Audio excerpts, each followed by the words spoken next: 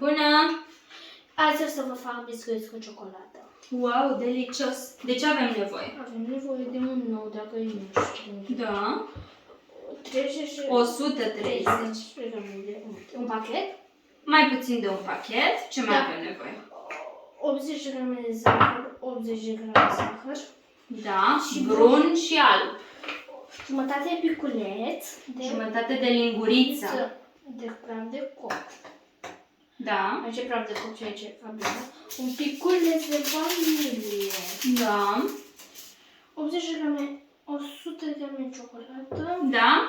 Aici? 10 grame de nucă și 200 de făină. 200 de grame de făină și 30 de grame de nucă. Cu ce începem? Păi cu untul. Cu untul. Îl răstori. Pe tot. Poți pe tot, uite așa și el. Poc, cade. Fac un pic mai puțin cu zahărul. Punem zahărul, da. Punem Pe tot. Îl răstorni pe tot, pe tot. primul. Și zahărul alb. Încheiat. Da, și zahărul alb. 80 grame. 80, toate.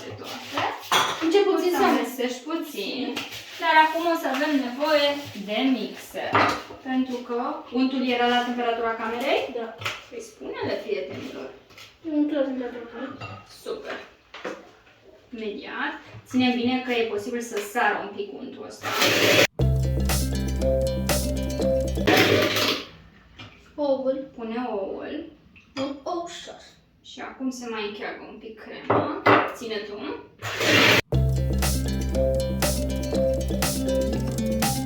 Poți să pui și zahărul vanilat, să știi, tot acum. Nu că îi pun o făină. Și e nevoie să-l punem pe tot.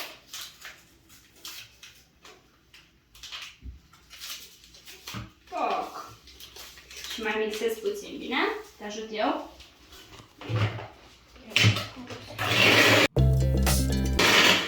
Ce facem cu ingredientele solide? Cu făina și jumătate de linguriță de bicarbonat, jumătate de praf de coc și nuca. Acum mă rog. Punem tot, că e cântărit. Perfect. Îți dau o lingură. Amesteci și uite, eu o să scot spatulele, că apoi ne descurcăm cu spatula asta de amestecat. Încurățat bine. Am amestecat făina cu nuca, carbohidratul de sodiu și praful de copt. Acum o amestec puțin cu ele. Și acum o să amestec, o să pun... O să pui, hai, pune destul de mult, că eu te ajut să amestec aici. Pune bine.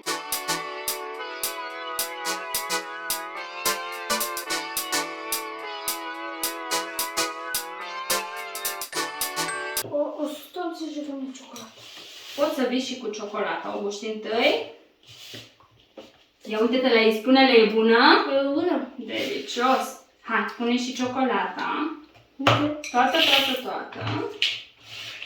O să schimb spatula cu lingura și o să te rog să mai amesteci tu puțin. Amestec puțin ciocolata împreună cu ce m-am testat mai devreme. Super, îți fac loc. Acum amestec cu mâna un pic. Nu e nevoie, o să ne putem lua cu mâna când punem în apă, să fim siguri că s-a amestecat tot.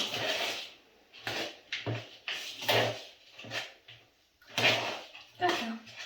Așteaptă puțin. Aduc tava. Perfect, am și tava. Sper să n-am fost fierbinte. Nu e fierbinte, uite, îți fac loc și o pot pune așa, ca să se vadă. Și acum luăm cu mânuțele din compoziție. Uite, ține ca să-ți dau exact bucata și faci o biluță. Fac și eu una. Ne-a luat? Așa, uite, facem o biluță pentru că ele se vor lăsa la cuptor. Și asta e un biscuite. Și umplem tava cu biscuit.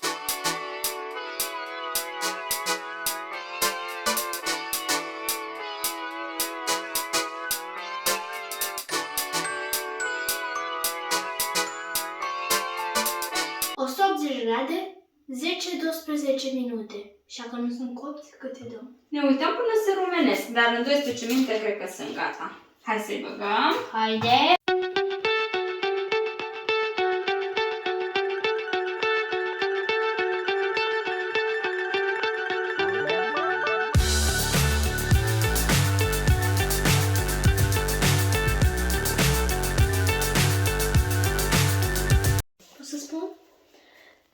Bună ziua, așa arată. Eu am făcut bie mai mari. Dacă aveți bie mai mici, 12-15 minute, am usat-o 20 de minute, că a 12 nu mi se părea coaptă. Eu am făcut-o mai mare. Am făcut-o prea mare. Și uitați-o cum are. Wow, delicios! Poftă bună! Nu știu să? Nu? E bun! Poftă mare! Pa, pa! Foarte bun, abonați-vă!